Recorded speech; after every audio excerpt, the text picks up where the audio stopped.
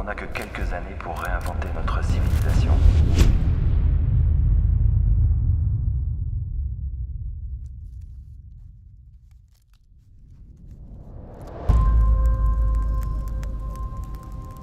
Imagine, il y a très longtemps, on se rassemble autour du feu sous cet abri qu'on connaît si bien. C'est ici qu'on vient toujours pour raconter des histoires le soir et en imaginer des nouvelles. C'est là qu'est notre savoir, notre sagesse. C'est là qu'on est heureux. C'est notre maison. Ce soir-là, il s'est passé quelque chose de différent. On a imaginé une nouvelle histoire pour notre famille. Nous, les sapiens, on s'est préparés à partir à l'aube pour explorer un nouveau monde. C'était il y a 30 000 ans. Le matin, la brume s'élevait. Les braises fumaient encore. Après avoir bu une dernière fois à la source qui avait vu grandir nos enfants, nous étions prêts, la tête pleine de rêves, d'envie de découvrir ce nouveau monde que nous avions imaginé ensemble. Nous partions sereins car nous savions que si un jour, nous ne savions plus où aller, si nous nous perdions, il suffirait de revenir ici. Ce jour est arrivé.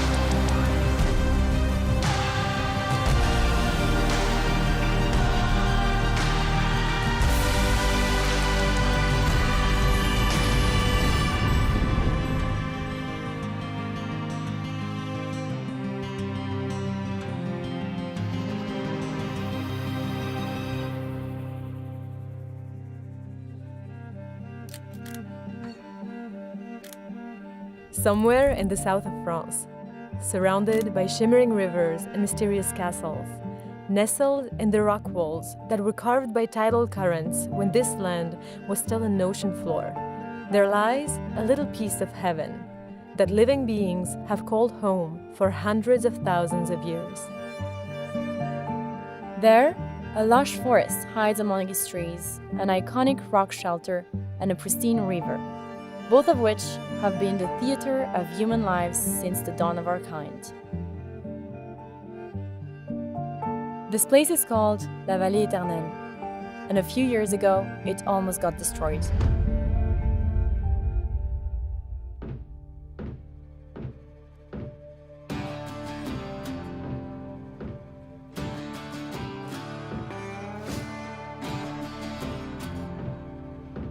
I am Alessia. And I'm Estelle. And what brought us here is no one else than Fabrice Leclerc, the person who stood up and fought for this sanctuary when a major real estate project nearly wiped out the forest and its inhabitants. On a des prédateurs, des gens qui utilisent la planète pour s'enrichir, et quand on est dans cette situation-là, il faut être capable de créer un monde tellement meilleur qui va être soutenu par tout le monde et il va se développer naturellement. We first met Fabrice at university, where he was our professor. At the end of his classes, he would often mention a place where he spent his childhood. He talked about a place of deep regeneration, a sacred sanctuary where life was thriving.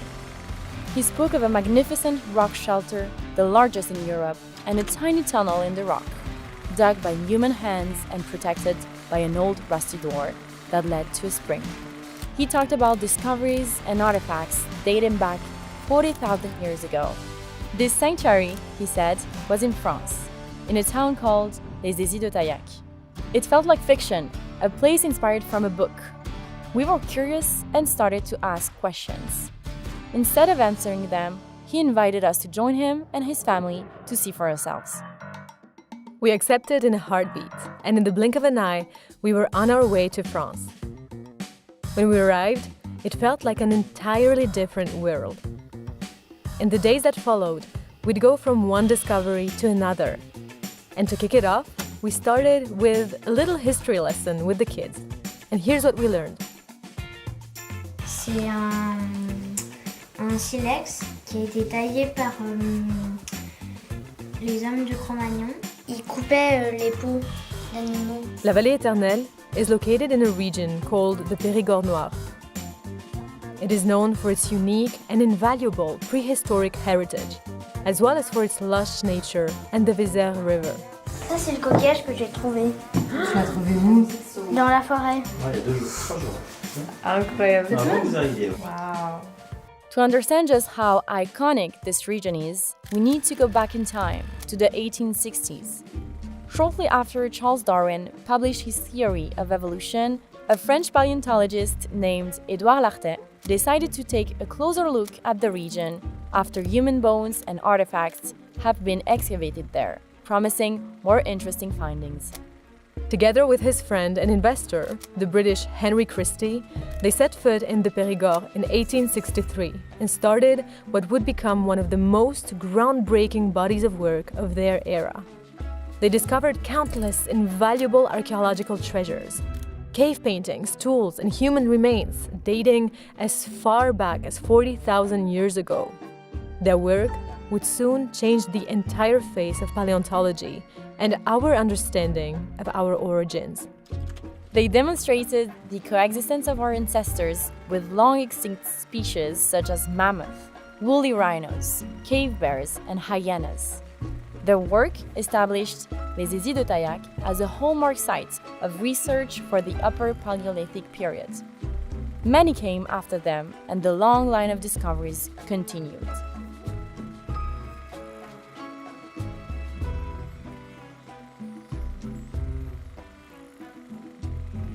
Among the many rock art sites, they found a life-size engraving of a salmon, over 1 meter long and about 25,000 years old, making it one of the oldest representations of a marine creature known to humanity. In another cave, they found bone and stone tools that our ancestors used to hunt, cook, or paint. As major findings kept on being unearthed, the little town was propelled to the rank of international archaeological hub recognized by the UNESCO as a World Heritage Area. In 1930, scientists from all over France gathered under the Great Shelter to celebrate a new era of archaeology, a new window on our past, and very poetically, a new step towards our future.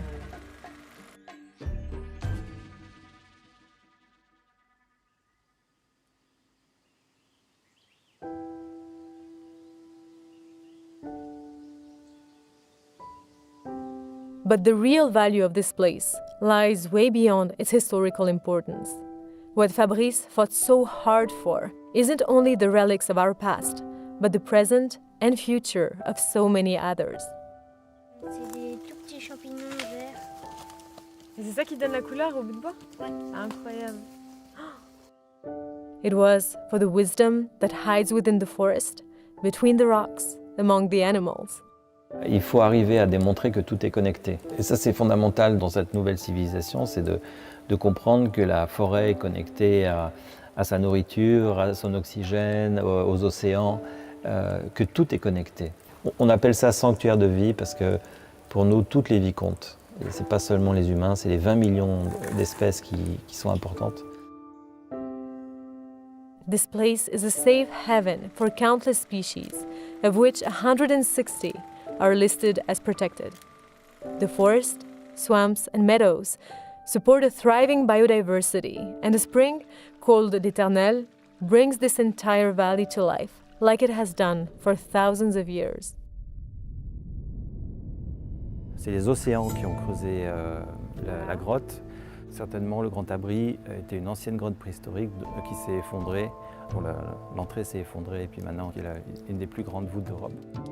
Fabrice's family has long been involved in the protection of this place. Topo, tu peux prendre ça, tu sais, tu allumes comme ça. Before him, his father, the Dr. Jacques Leclerc, reintroduced some species that had lived in the valley for thousands of years. Alors, faites attention ici parce que ça glisse des fois un petit peu. He also dedicated many years of his life to analyzing l'éternelle. Donc il suivait les cours d'eau, les ruisseaux et puis les petites rivières et puis en général, de temps en temps il trouvait une grotte au bout. What he found is the water of rare purity, filtered through meters of rock that flows steadily through the dry years and heavy rains at a constant temperature.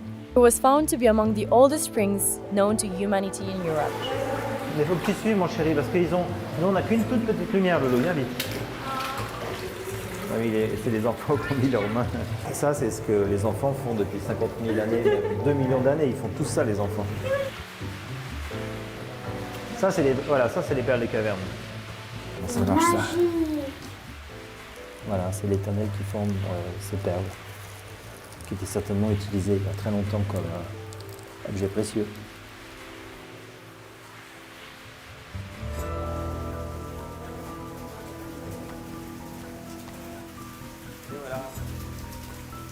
Peu importe les conditions extérieures, son débit reste stable.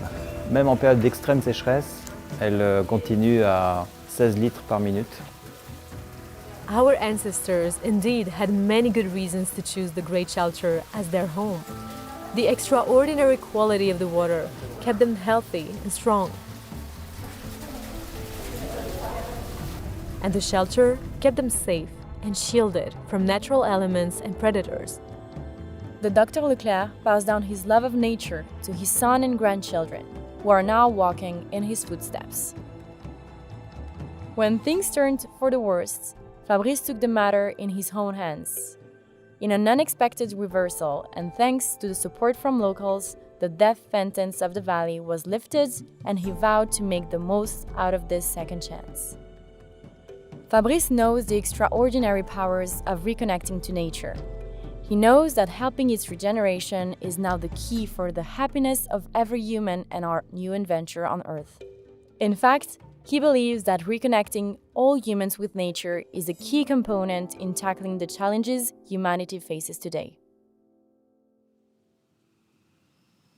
As our stay was coming to an end, we enjoyed one last evening around the fire, telling stories and sharing ideas like many have done before us in the very same place.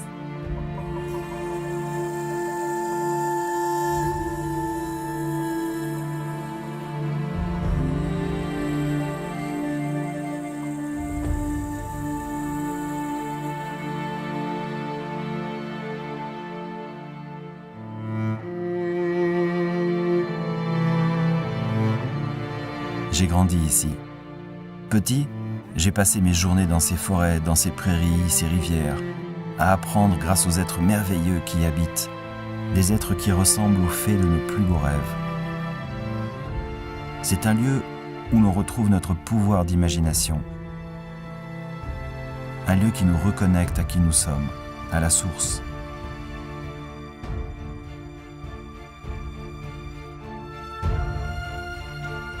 Ce n'est pas qu'un berceau de nos origines, c'est aussi le berceau de notre avenir. Et ce n'est pas le dernier des sanctuaires, c'est le premier de notre nouvelle aventure sur Terre. Nous vivons un moment extraordinaire. Une fenêtre dans le temps s'est réouverte pendant laquelle nous devons imaginer une nouvelle histoire de l'humanité, nous reconnecter à la vie.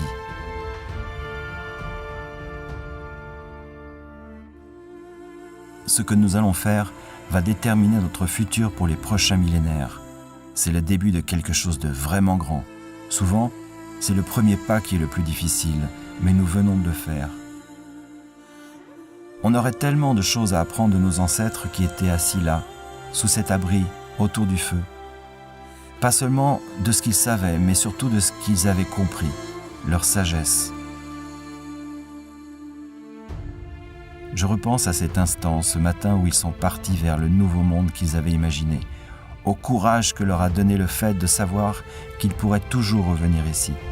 En fait, nous avons tous dans le cœur une petite vallée, un paradis naturel qui nous a émerveillés, qui nous a rendus vraiment heureux. La vallée éternelle n'est pas seulement ce lieu qui défie le temps, c'est aussi la vallée que nous avons tous dans notre cœur, dans notre mémoire. C'est la terre. C'est notre vallée éternelle. On ne sait pas jusqu'où on ira, mais une chose est sûre, c'est qu'on l'a déjà fait, et qu'elle, la vallée, elle sera toujours là pour nous, et encore là bien après nous. C'est la vallée éternelle.